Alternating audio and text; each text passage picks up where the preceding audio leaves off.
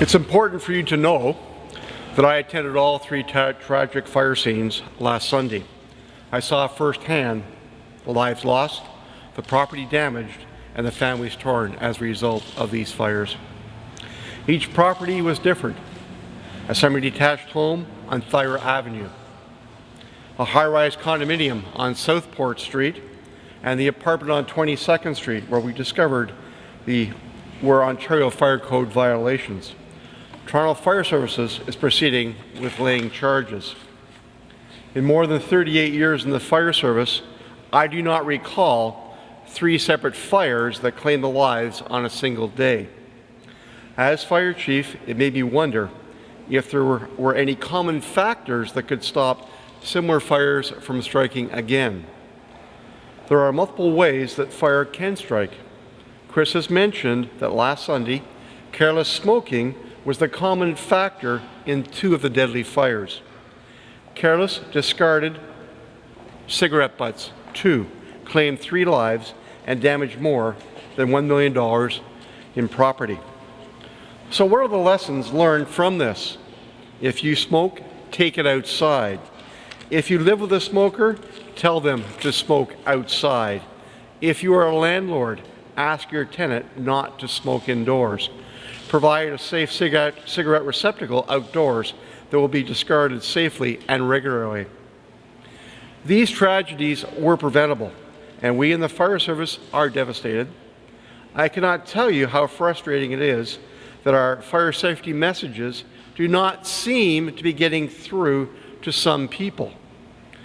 You cannot be complacent thinking that a fire won't happen to you, that it only happens to other people. Fire can and does happen all too often in this city and across the province.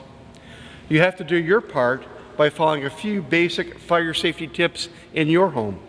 You can greatly reduce the risk of fire by being fire safe. As Chris stated, it's important to say again that when a smoke alarm sounds, treat it seriously. Don't delay, get out before it's too late. And do not enter the residence. Do not go back in for anything. Being a good neighbor. If someone lives next door to you, or a floor above or a floor below, that is in a wheelchair, that uses a cane or walker, check up on them. Be a good Samaritan and help them change their battery in their smoke alarms. Include them in your fire safety plan. Help yourself and help each other make Toronto a fire-safe city. The key points that I must emphasize to ensure your safety are: maintain working smoke alarms. Treat all alarms like a real fire drill. Practice home fire escape plans. And if you smoke, be smart and smoke outside. I'd like to thank the Toronto media in advance for reporting on the fire investigation and helping to spread the fire safety messages. We now have time for questions. Thank you. So again, if anyone has any questions, you can ask Fire Chief Bill Stewart or Chris Williams. Archie, maybe it's a good reminder to the public, if for example you said careless smoking was the cause of 2 fires, does that mean that they're not able to claim insurance? Are they liable in any way?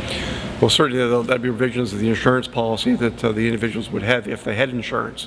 And that would be dealt with between the families now and the insurance company. I guess what I'm asking is what's considered an accident, and when does the victims sort of become liable and responsible? In that situation, the policies would normally pay out. That's the reality of it. But not knowing whether these individuals had insurance or not, Chris, I don't know.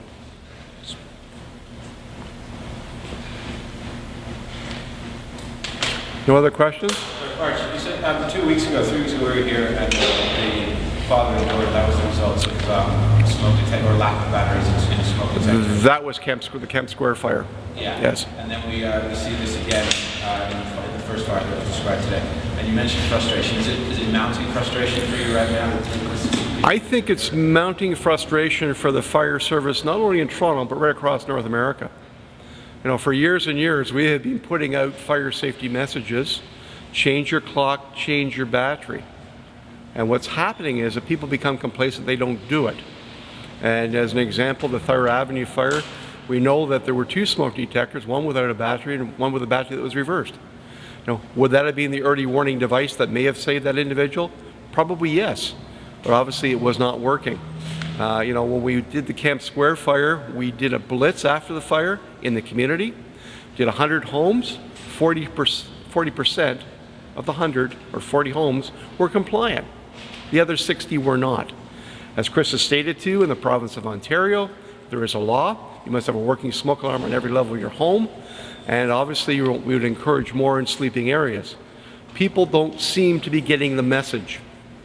And that message, if you want to ensure fire safety for your family, then please install and ensure you have a working smoke alarm. Total deaths so far this year? In Toronto, it's 8. And provincially, Chris? Provincially, we are at, unfortunately, we had another fatality last night. One moment, I'll pull the numbers here.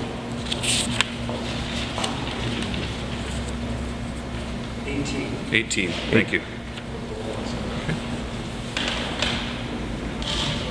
Well, thank you very much for being with us this morning. Please spread the message. Working smoke alarms will save lives.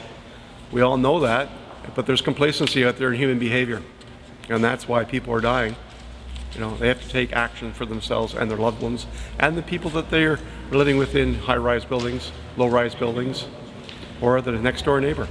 Have a great day. Take care.